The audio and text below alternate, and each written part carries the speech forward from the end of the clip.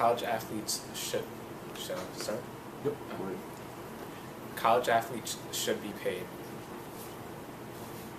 Hello, ladies and gentlemen. I'd like to put you into the shoes of a college athlete for a moment. You practice every day for a sport like football. Do laps and suicides till you can barely walk.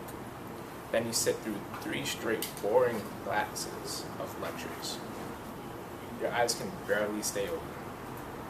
Only to get home and find nothing in the fridge. I guess it's serving for dinner again. To explain why college athletes should be paid, I'll talk about the benefits college athletes have on their schools, the negative effects on athletes by the collegiate sport structure, and the reason why the NCAA is structured in such a way. The benefits of an athlete. The most recent estimate from NCAA research staff is that college athletics programs annually generate about $6.1 billion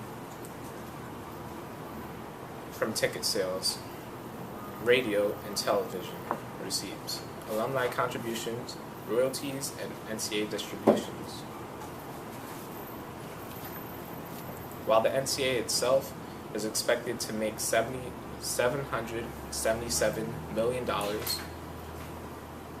and they recently signed a deal with CBS Turner for $10.8 billion, according to NCAA.org. The negative effects on the athletes by collegiate sport structure.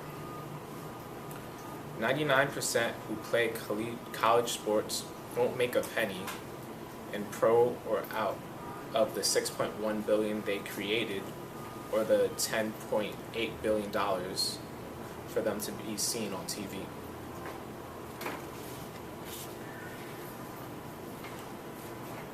Negative effects. Reported by Shirley Nance, a study conducted by National College Players Association and Drexel University. Over 85% of athletes are under poverty lines when their market value is upwards to $120,000, which means that if college athletics was a sport, they would be valued at $120,000. If they're living on campus, off campus, $265,000. For a university like Florida, basketball and football created almost $80 million for them, but their athletes are $2,000 under the poverty line.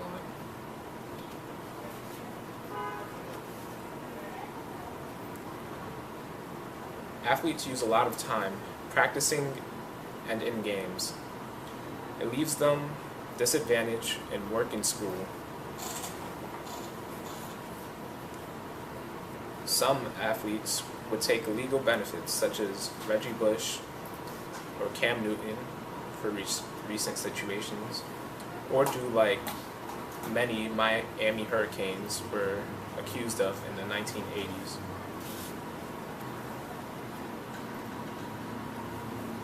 In the 30 for 30 documentation by Bill Corbin, quarterback Steve Walsh, who was at Miami University from 1985 to 1988, says that he was going out one Saturday evening and he seen some prominent players with stockings over their face and asked, "What are y'all doing?"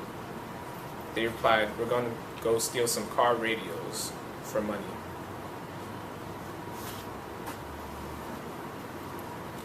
Meanwhile, when Miami was doing good in the 80s and 90s, admissions was up 15%.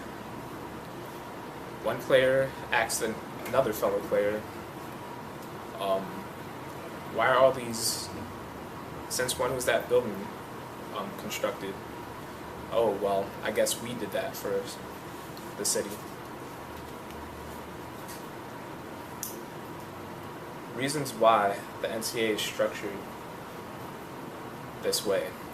The reason why the NCAA is structured in such a fashion is to fool the IRS into thinking that it's an educational institution, says Dan Stockman of the Bleacher Report. Educational institutions get tax cuts. To keep that status, the NCAA can't act like a business. How do you not operate like a business when reeling in billions of dollars? It is by not paying athletes for their work. Mark Emmert has said, "They are student athletes. They are not our employees. They do not work for us."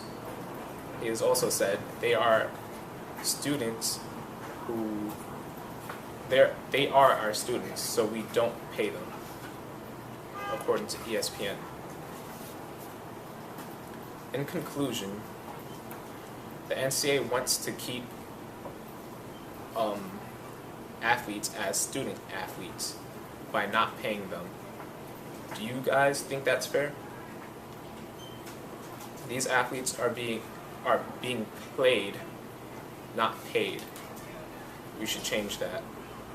We should change that by creating a Dropbox of funds that when an athlete performs a speech or merchandise sales, to collect that money and put it back into colleges nationwide.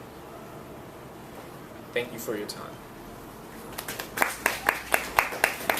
Thank you. That was just about 7 minutes.